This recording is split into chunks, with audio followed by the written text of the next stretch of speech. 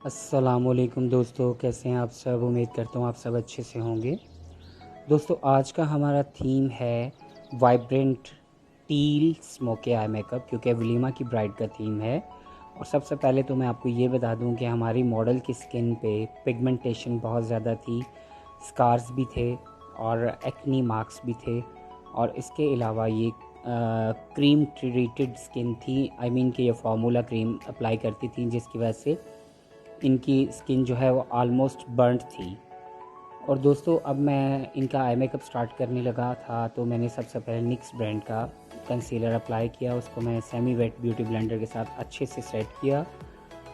और अब मैं सल्ट्री पैलेट में से एक ग्रे स्मोकी कलर लूँगा, जिससे मैं इनका सॉकेट क्रिएट करूँगा।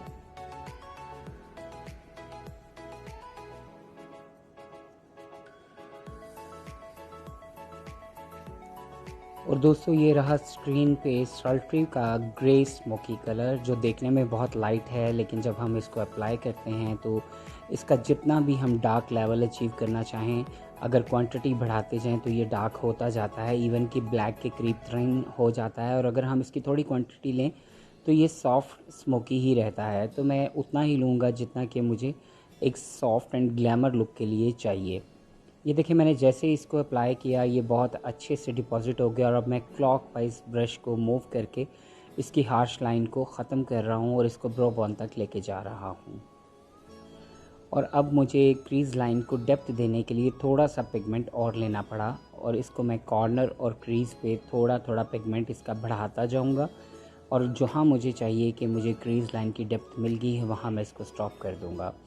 और दोस्तों, इसमें कोई शक नहीं है कि सल्ट्री पैलेट, एनास्तासिया की बहुत सारी पैलेट जो हैं वो हाईली पिगमेंटेड हैं।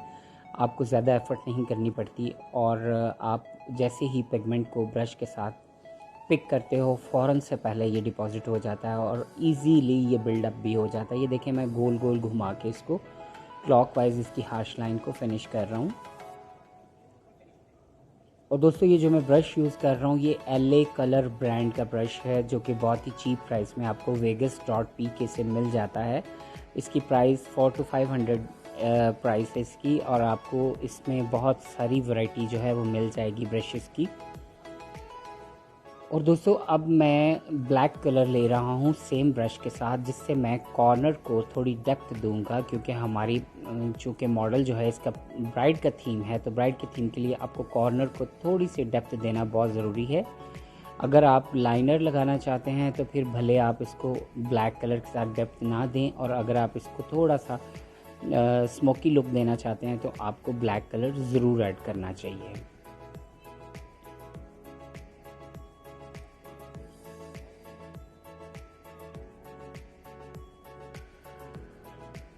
और दोस्तों, बहुत सारे लोग मुझे क्वेश्चन करते हैं कि सर, जब आप कलर लगाते हैं तो आप ब्रश को वेट करते हैं। कॉमन सेंस यूज़ किया करें। मैट आई शेडो को कभी भी वेट करके आप लगाएंगे तो वो अच्छे से ब्लेंड नहीं होगा। अगर शिमरी की बात करें तो कुछ अलग बात है।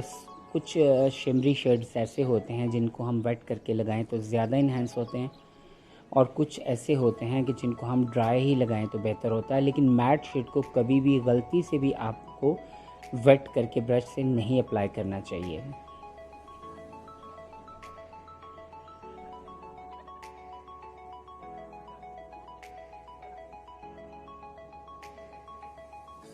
और दोस्तों, मैं अब बहुत जल्द आपके साथ एक ऐसी प्रोडक्ट शेयर करूंगा जो कि आपके लिए किसी भी तरह से एक मैजिक से कम नहीं होगी। उस प्रोडक्ट का पर्पस क्या है कि वो हमारे ओपन पोर्स, स्कार्स और रिंकल लाइंस को विद इन 2 मिनट्स बिल्कुल हाइड कर देती है, गायब भी कर देती है। समझ लें एक जादू है, मगर वो जादू सस्ता नहीं है, वो जादू 10,000 का है। इसलिए मैं उसको यूज़ नहीं करता कि हर बंदी या हर कोई उसको परचेज़ नहीं कर सकता। USA का ब्रांड है, लेकिन मैं आपको अपनी आने वाली वीडियोस में उस ब्रांड की बहुत सारी चीज़ें जो हैं उनके ऊपर मैं आपको मेकअप करके दिखाऊंगा।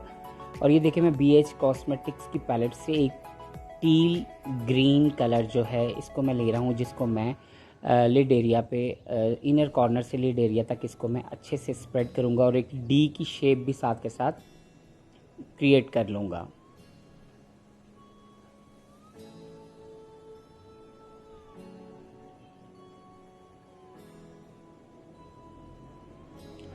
और दोस्तों जहाँ आपको मेटेलिक शेड को ख़त्म करना है वहाँ भी आपको चाहिए कि थोड़ा थोड़ा स्लाइटली इसको बाहर की तरफ जो है ना स्प्रेड कर दें, ताकि इसकी जो शार्प लाइन है एक ड्रा हुई हुई लाइन की तरह ना दिखे, बहुत ही अनलिमिटेड सा ये आपको स्प्रेड होता हुआ फील होना चाहिए। और दोस्तों ये पैलेट मैंने ली थी आई थिंक 2500 की, और मुझे नहीं लगता कि 2500 की पैलेट जो है वो कोई एक्सपेंसिव है। हाईली पिगमेंटेड है, BH की पैलेट बहुत अच्छी पैलेट्स हैं जो आप इजीली बाय कर सकते हैं। और आप मुझसे पूछते हैं कि सर हमें इनका लिंक सेंड करें जहाँ से आपने बाय की, तो मैं किसी एक प्लेटफॉर्म से बाय नहीं करता। मुझे सम टाइम ठेले के ऊपर भी कोई चीज़ अच्छी नज़र आ जाए तो मैं बाय कर लेता हूँ, और सम टाइम मुझे आउट ऑफ कंट्री से कस्टमाइज़ करवानी पड़े तब भी मैं कर लेता हूँ। बात अपनी अपनी चॉइस की है। मुझे 100 रुपये की चीज़ भी अट्रैक्ट करती है और 10,000 की भी।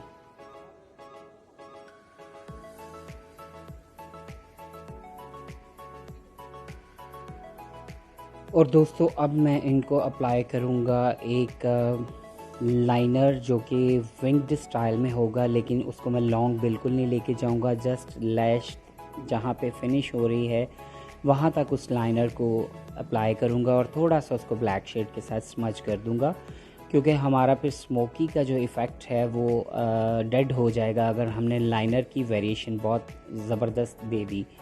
तो मैं जस्ट इसको इसलिए अप्लाई कर रहा हूँ एक लाइन, क्योंकि एक तो हमें लैश लाइन के लिए एक आइज़ के ऊपर डेप्थ मिल जाती है इससे, और लैश लाइन बहुत नीट लगती है जब हम अप्लाई करते हैं लाइनर लगाने के बाद। और सम टाइम मैं लाइनर लैश अप्लाई करने के बाद भी लाइनर अप्लाई कर लेता हूँ, कोई मसला नहीं है। आप पहले भी कर सकते हैं और बाद में भी कर सकते हैं, और सम टाइम आपको 2 बार भी करना होता है, क्योंकि जब आप लाइनर अप्लाई करते हो तो कुछ पिगमेंट जो होता है उसका फॉल आउट लाइनर के ऊपर भी हो जाता है, तो आप उसको अगेन लैशेस लगाने के बाद फिर से नीट कर सकते हैं।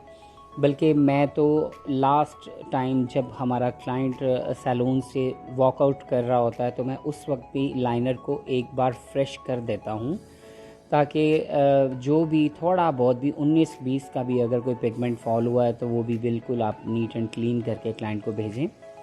क्योंकि ब्राइड मोस्टली जो है आइज़ क्लोज़ करके स्टेज पे बैठती हैं, तो उससे फिर जो होता है ना आपकी लैश लाइन और आपकी ये जो लाइनर वाला पार्ट है इसके ऊपर अगर कोई फॉल आउट हुआ हो तो बहुत ही मैसी लगता है और बहुत ही गंदा लगता है।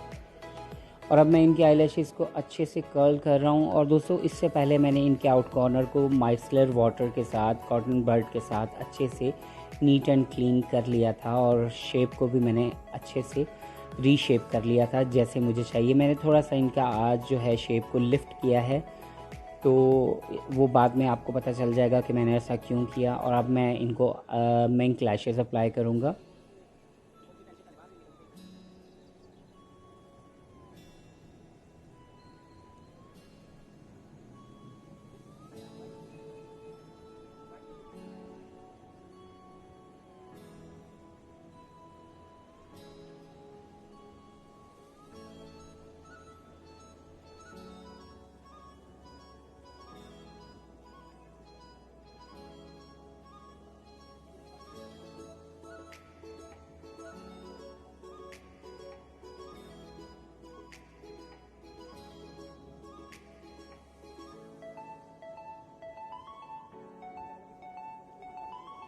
और दोस्तों अब हमने इनको अच्छे से मॉइस्चराइज़ कर लिया था, और अब मैं निक्स का सेम कंसीलर जो मैं आई बेस के तौर पे यूज़ करता हूँ उसी कंसीलर से इनकी ऑल पिगमेंटेशन जहाँ जहाँ भी है वहाँ मैं ये कंसीलर अप्लाई करूँगा, और इसके बाद मैं इसको सेमी वेट ब्यूटी ब्लेंडर से अच्छे से पेनिट्रेट करूँगा। और दोस्तों ये वाकई बहुत अच्छा कंसीलर है, विद इन फ्यू सेकेंड ये बिल्कुल मैट हो जाता है, जिससे आपको फिर ये नहीं मसला होगा कि आप फाउंडेशन अप्लाई करेंगे तो नीचे से जो है वो आपका कंसीलर जो है वो स्लिप हो रहा है। तो अगर आप मैट अप्लाई करेंगे, गर्मियों में तो आपको मैट ही करना चाहिए, और विंटर में आप जो है वो भले थोड़ा मॉइस्चराइज़र ज़्यादा कर लें स्किन को तो फिर आपको कोई प्रॉब्लम नहीं होगी। आप देन फिर भी आप मैट ही अप्लाई करें तो अच्छा है। मैं तो वैसे मैट के ही हक़ में हूँ, क्योंकि कंसीलर जो है वो बहुत ज़्यादा किसी की हायर ड्राई स्किन हो तो फिर आप जो है कंसीलर थोड़ा मॉइस्चराइज़ ही यूज़ कर सकते हैं, लेकिन समर में तो बिल्कुल भी आप जो है रिस्क नहीं लेंगे, आपको मैट ही अप्लाई करना चाहिए। और देखिए दोस्तों, मैंने जैसे ही थोड़ा सा ब्यूटी ब्लेंडर के साथ इसको पेनेट्रेट किया, इनकी सारी पिगमेंटेशन जो है वो इसी ने ही कवर कर ली। लेकिन डेफिनेटली हमें इनकी टोन के साथ फाइनल करना था। अब मैं रिवाज का HD मैट फाउंडेशन का 3 नंबर ले रहा हूँ, जो कि येलो अंडरटोन के साथ है, लेकिन ये आइवरी शेड के अकॉर्डिंग फेयर है। तो ये बाद में जब हम फाइनल इसको करेंगे तो बहुत अच्छी हमें फ्लॉलेस कवरेज भी मिल जाएगी और नो के की लुक भी हम अचीव कर लेंगे, क्योंकि ये बहुत हैवी फाउंडेशन नहीं है, लेकिन अगर इसको कंपेयर किया जाए तो ये बड़े बड़े ब्रांड्स को बहुत अच्छा कॉम्पिटिट कर सकता है। और ये देखिए, फाउंडेशन अप्लाई करने के बाद मैं इसका LA गर्ल प्रो मैट का फेयरेस्ट नंबर कंसीलर लेके इनकी बेकिंग कर रहा हूँ। और इसके बाद जो है मैं रिवाज HD का ही 2 नंबर का कॉम्पैक्ट इनको अप्लाई करूँगा और हमारी बेस फाइनल हो जाएगी। मैं ट्रांसलूसेंट पाउडर बिल्कुल इनको अप्लाई नहीं किया था, और आप देख सकते हैं कि आफ्टर कॉम्पैक्ट हमें एक फ्लॉलेस कैनवस जो है वो बेस के थ्रू मिल गया। और दोस्तों अब मैं करूँगा इनकी कंटोरिंग, और कंटोर के लिए मैं इनको थोड़ा सा शार्प कंटोर करूँगा, क्योंकि इनका चबी फेस था और मैं चाहता था कि इनका फेस जो है वो थोड़ा इनके जो कट्स हैं वो बहुत विजिबल हों, ताकि इनका फेस जो है वो चबी ना लगे। और आप देख रहे हैं कि मैंने इनकी जॉ लाइन के ऊपर तक इसको कंटोर किया। बाद में मैं कॉम्पैक्ट के साथ इसको ब्रॉन्ज कर दूँगा। अगर हम चाहें तो हम ब्रॉन्ज़र भी यूज़ कर सकते हैं, लेकिन मैं ब्रॉन्ज़र बिल्कुल यूज़ नहीं करता, क्योंकि ब्रॉन्ज़र जो है वो हमारे एशियन टोन्स के लिए नहीं बना है। उसे जस्ट BB क्रीम के लिए आप ब्रॉन्ज़र को यूज़ करें तो ब्रॉन्ज़र अपना रिज़ल्ट दिखाता है। अगर आप HD बेस के साथ ब्रॉन्ज़र का इस्तेमाल करेंगे तो बिल्कुल भी ब्रॉन्ज़र नहीं दिखेगा, क्योंकि ब्रॉन्ज़र के कलर जो होते हैं वो बहुत ही सॉफ्ट होते हैं। और अभी आपको ये जो मेरी कंटोर की शार्प लाइंस फील हो रही हैं, इसको मैं बाद फाइनल पे जाके कॉम्पैक्ट से अच्छे से इनको मैं ब्रॉन्ज कर दूंगा, बहुत ही सॉफ्ट कर दूंगा।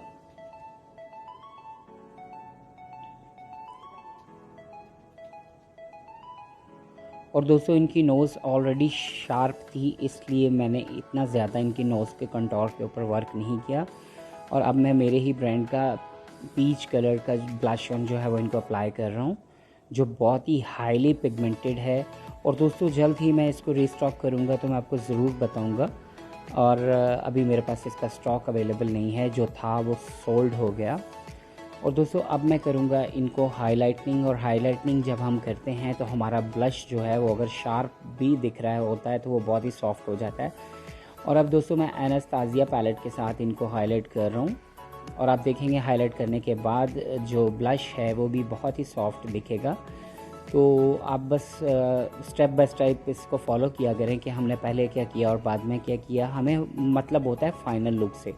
फाइनल लुक पे जाके अगर आपका मेकअप फिर भी हार्श दिख रहा है तो फिर इट मीन्स कि आपको बहुत ज़्यादा मेहनत की ज़रूरत है और अशद प्रैक्टिस की ज़रूरत है। और मैं ये नहीं कहता कि मुझे ज़रूरत नहीं है, हम सबको ही ज़रूरत है। और मुझे तो ऐसा लगता है कि जब तक हमारी ज़िंदगी है हम तब तक ही सीखते रहें, तो फिर भी ज़िंदगी हमारी इतनी ज़्यादा नहीं है जितना कि इस फील्ड में जो नॉलेज है वो अभी मुझे लगता है कि मुझे बहुत कुछ सीखना है और आपको भी सिखाना है। और इनकी लोअर लैश लाइन पे भी मैंने टील स्मोकी कलर जो था उसी के साथ मैंने फ्लफ़ी ब्रश के साथ इनको थोड़ी सी इंटेंस लुक दी लोअर लैश लाइन पे। और अब मैं डॉक्टर रॉशल के स्प्रे से इनको सेटिंग स्प्रे कर रहा हूँ, और ये रहा आज का हमारा लुक। और मुझे लगा था कि ये बिल्कुल माहिमा चौधरी जैसी इनकी लुक आएगी, और आई होप कि वैसी ही आई। आप क्या कहते हैं इस बारे में, अपनी ओपिनियन ज़रूर दीजिएगा। एक्चुअली इन्होंने आगे से फ्रंट से बेबी हेयर्स कट किए हुए थे, जिनको हमें स्टाइलिंग के वक्त बहुत ही प्रॉब्लम फेस करनी पड़ी। वो छोटे छोटे हेयर्स थे 3 इंचेस के, तो इसलिए हेयर डू में मैं कुछ ज़्यादा मैजिक नहीं दिखा सका। लेकिन होपफुली कि कल आपके साथ एक और ब्राइड मेकअप शेयर किया जाएगा। और इस वक्त मैं फैसलाबाद में हूँ और डेली बेसिस पे मेरी मास्टर क्लासेस हो रही हैं, तो आपको मैं डेली कुछ ना कुछ न्यू शेयर करूँगा। इजाज़त दीजिए, अल्लाह हाफ़िज़।